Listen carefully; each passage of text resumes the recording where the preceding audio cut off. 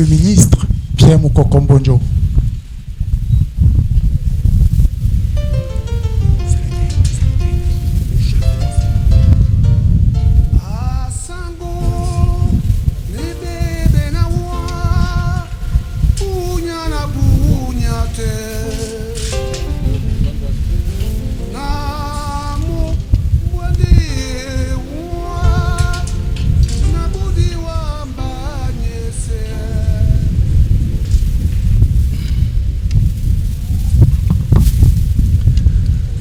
Monsieur le préfet du département du Mungo, représentant personnel du chef de l'État, Monsieur le sous-préfet, Mesdames et Messieurs les parlementaires, Leur Majesté les chefs traditionnels, ministres du culte, Mesdames et Messieurs en vos diverses qualités.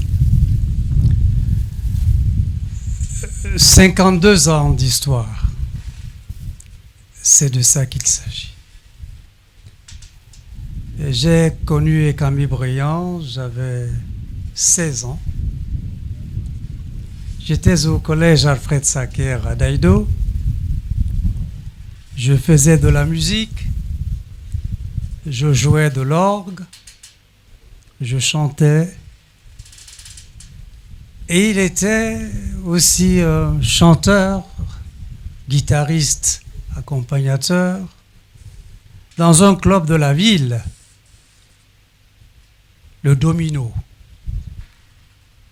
On a dit, bon, à quoi? Et le Domino organisait ce qu'on appelait les matinées de jeûne, les dimanches après-midi. Et un jour, pendant la reprise, Brillant me fait signe. Il m'invite au micro. Et il me dit en Douala, Nabina Obilongo, je sais que tu sais chanter. Alors tu vas chanter. C'était une série de sloks qu'il adorait à l'époque, qu'il n'avait pas encore composé de chansons. Donc une chanson des Beatles, Let It Be, pour celles et ceux de ma génération. Et une chanson de Demis Roussos, Rain and Tears. Demis Roussos qui d'ailleurs, quelques années plus tard, reprendra sa chanson Elongui. Et c'est ainsi que cette amitié a commencé. J'ai chanté. Son premier spectacle au cinéma Le Vaury, son tout premier spectacle, organisé par un aîné de regrettée mémoire, Ekwaladi Boti. Vous savez, dans un spectacle, il faut ce qu'on appelle une vedette américaine. Je ne sais même pas pourquoi on dit vedette américaine. Mais celui qui doit chanter avec le grand artiste. Alors, Ekwaladi Boti avait prévu 2 ou 3 chanteurs déjà confirmés. Et Brillant dit non, Pierre n'est à Longueuil. Que c'est Pierre qui va chanter. C'est ainsi que Ekambi Brillant, dans sa gloire montante, la salle pleine à craquer, j'ai le privilège, je dois avoir 17 ans, 18 ans, d'être celui qui chante avant l'arrivée de la grande vedette. Deuxième scène. Troisième scène, quelques années plus tard, il est devenu un grand artiste connu et reconnu. Je suis étudiant à la Sorbonne à Paris et Brillant arrive à Paris. Il est produit par un grand guitariste, ancien chef d'orchestre de Claude François, guitariste principal de Johnny Hallyday, Slim Peuzin. Slim Peuzin produit 2 Camerounais, Ekambi Briand et Pierre Didi Tchakounti. À l'époque, avant de venir à Paris, je fais mes études en Angleterre. Jean Dikoto Mandengue, une autre icône, m'introduit auprès de Slim Peuzin. Je deviens ainsi le 3e artiste camerounais produit par Slim Peuzin. Nous sommes donc 3. Le plus grand, Ekambi Briand, suivi de Pierre Didi Tchakounti, et moi qui étais un jeune étudiant. Alors, il va se produire ce qui suit. Je découvre l'âpreté du show business. Vous signez un contrat, vous vendez des disques, tout le monde vous acclame, mais quand arrive l'heure du versement des royalties, votre contrat, vous avez 5%, les royalties, c'est ce qu'on paye sur la vente des disques à l'époque. À notre époque, ça s'appelait les disques. 45 tours et 33 tours. Eh bien, je me rends compte que mon contrat, c'est 5%. Et Briand me montre son contrat, c'est 5%. Je dis à Briand, mais c'est pas possible. Avec tout le succès que tu as, tu ne peux pas. Et c'est ainsi que commence la phase d'Ekambi Briand, le militant. Nous étions dans un groupe avec le Gabonais Pierre Akendengue, le Togolais Grégoire Lawani, Ekambi Briand. Et sur mes conseils, qui étaient considérés un peu comme des conseils perturbateurs de l'ordre établi, parce que Slim Peuzin rappelait à Briand, ah tu sais, Picham Koko, lui c'est un étudiant, il fait la musique, demain après ses études il va rentrer travailler. Toi c'est ton métier, il ne faut pas l'écouter. Il ne faut pas l'écouter. Alors, excusez-moi, je prends un peu de temps, s'il vous plaît. Alors, Briand et moi, Slim Peuzin avait une manie, surtout lorsqu'il avait déjà produit le disque, juste avant de le mettre sur le marché, il disparaissait. Il avait un répondeur. Il enregistrait sa réponse. Dès que vous appelez, c'est le répondeur qui vous répond. Et systématiquement, vous entendez qu'il est à tel endroit du monde, mais jamais à Paris, et tandis qu'il était bien à Paris. Alors je dis à Briand, je vais très vite. Ça c'est Moussungedi. Il a déjà produit beaucoup de disques. Alors dans le studio, nous bénéficions des conditions les meilleures, puisque nous jouions avec les plus grands musiciens français, qui étaient les collègues de Slim Peuzin, ceux qui jouaient avec Johnny, avec Claude François, dans les meilleurs studios. Alors, je dis à Briand, après l'enregistrement, lui et moi, on s'appelait Allô, toujours. C'est notre cri de ralliement. Allô. Ah, je dis Allô. Ningediso, Waliemo. Cette fois, il va voir. Ne signe pas le contrat d'édition. Le contrat commercial, on le signe, 5%, ça dépend et tout. Ce qu'on appelle le contrat d'édition concerne les auteurs-compositeurs. Un auteur, c'est celui qui a fait le texte. Le compositeur, c'est celui qui a fait la musique. Et puis, l'éditeur, c'est celui qui édite et qui assure un peu la promotion. Ça fait du 50-50 pour ce qu'on appelle les droits d'auteur. Alors, je dis à Briand, ce que tu vas lui faire, eh bien, tu ne vas pas signer. Mais il est sûr que tu vas signer, puisque tu as toujours signé. Alors, on imagine un stratagème. Ah ben j'ai dit, tu vas lui faire le même coup. Alors il enregistre dans un répondeur. Quand Slim appelle,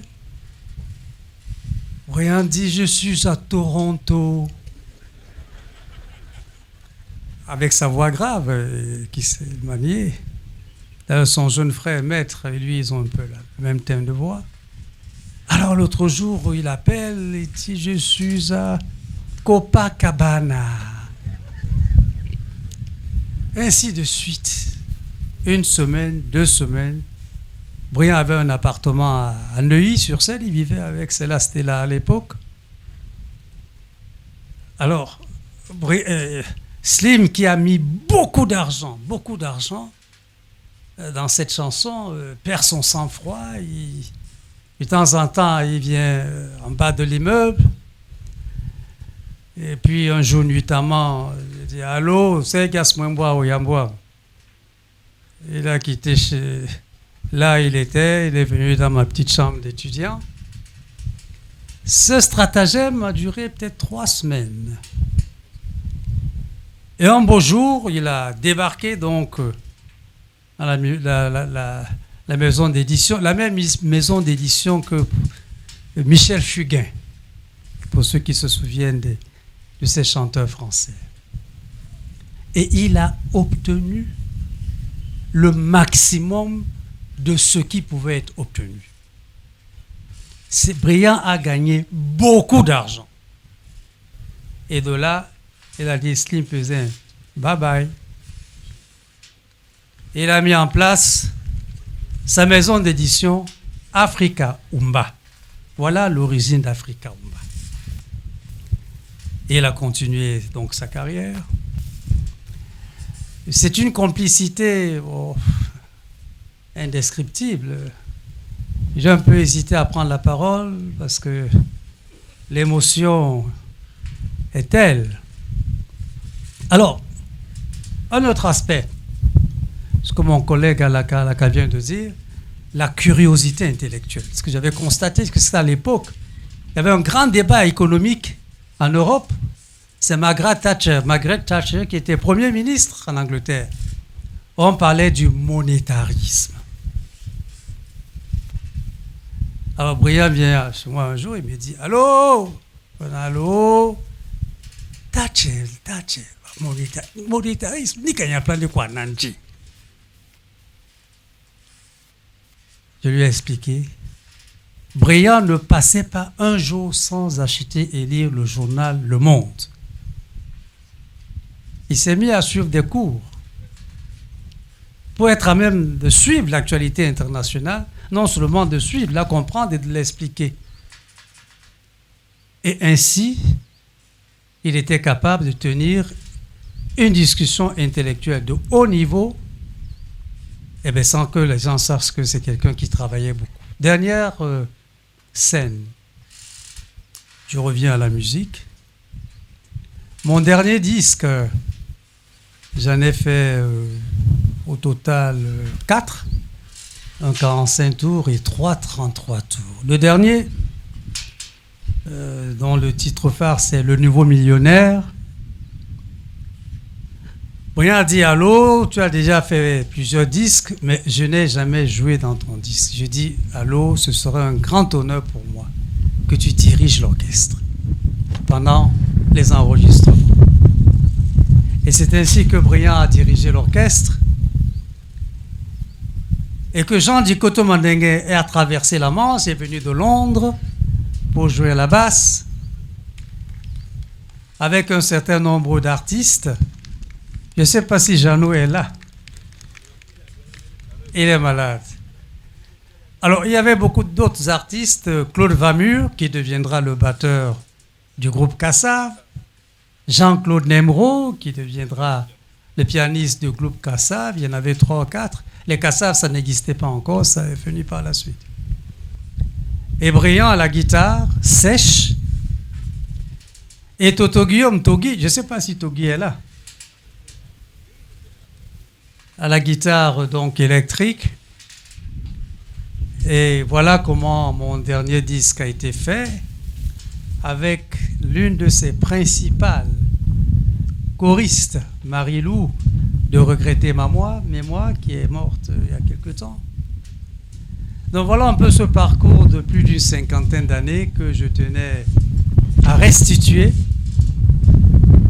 en souvenir de cet ami qui nous quitte. Je rends grâce à Dieu parce que au plus fort de sa maladie, au moment où le chef de l'État a décidé de le faire évacuer en Turquie, il se posait à lui un problème de visa à l'ambassade de Turquie. Et alors s'est souvenu que même comme je suis maintenant à Addis Abeba, il m'a demandé si je suis à Yaoundé. J'ai dit ça tombe bien, je suis à Yaoundé. Et usant de mes relations tirées de mes anciennes fonctions, relations extérieures, et j'ai pu lui faire obtenir le visa avec son médecin, le docteur Zoa. Et dès qu'il a reçu son visa avec sa tendre épouse, les deux, sans attendre le docteur Zoa, il dit « Je pars ». Alors, le docteur Zoa me dit « Écoutez, il n'y a que vous qui pouvez le faire, le raisonner. Dites-lui d'attendre. » Et Briand me dit ceci. « Allô, Nasenga Sese, ouais. J'ai très mal. Il faut que je voyage. » Et il a voyagé. On est resté en contact. Il est revenu et il est parti. Comme l'a dit l'évêque tout à l'heure, l'inspiration du moment, ce que j'ai envoyé comme message, c'était qu'effectivement, après avoir chanté pour nous, qu'il soit admis dans la grande chorale d'en haut pour chanter avec les anges et l'onguille. Je vous remercie. Vous ne partez pas, Excellence, pardonnez-moi. Pardonnez-moi de vous retenir quelques secondes. D'ailleurs, je présente mes plus plates excuses aux représentants personnels du chef de l'État. Otopina, Briand, Atakwalana, Abina, Obilongo. Sonson. Ndieu no pula, Sonson. Ah là là. Ça, c'est une cause. Il dit que j'ai dit que. Briand avait dit que. Je sais chanter. Et il me dit de chanter. Alors je vais chanter quoi. C'était une de mes chansons qui parle de la mort. Mais est-ce que je me souviens même encore des chansons? Ou alors je vais plutôt chanter celle qu'il aimait beaucoup et où il a joué de la guitare. Bamoto et Damoto Napoyambasa ne dis-moi mon Dieu O kwalisane bambambe bamna Yo matake Imadi ambana sapala Bamota musombo Souena miobi bam ma j'ai oublié, vous voyez. Basima wape suwendongo Betomba Namasawa moneni Dibimba La banana yaino Dimato Te yamba miso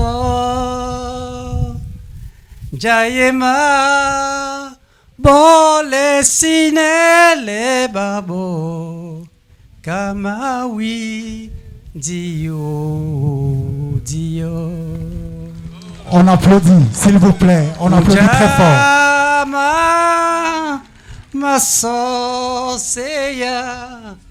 Onyola bebolo bantu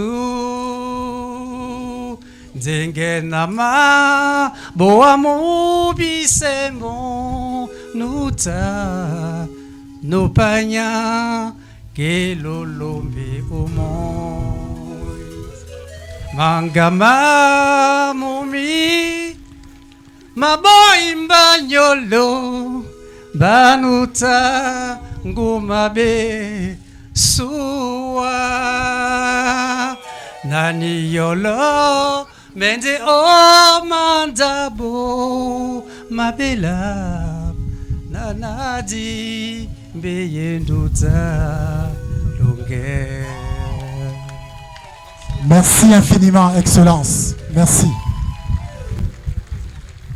L'un des témoignages qui va marquer les esprits à jamais, on a eu le professeur Pierre Moukoko Mbondio et on a eu Peter Moukoko à la fois. Allez-y comprendre quelque chose, mesdames et messieurs, pour un hommage, pour un témoignage très émouvant. Il a résumé 52 ans d'amitié à travers des scènes de vie, qu'il a su résumer en quelques minutes. Un compagnon, on a compris que c'était son compagnon de carrière, j'allais dire de galère pratiquement. Quel témoignage. Merci bien à ce haut commis de l'État qui, dans une autre vie, s'est frotté à la musique, mesdames et messieurs.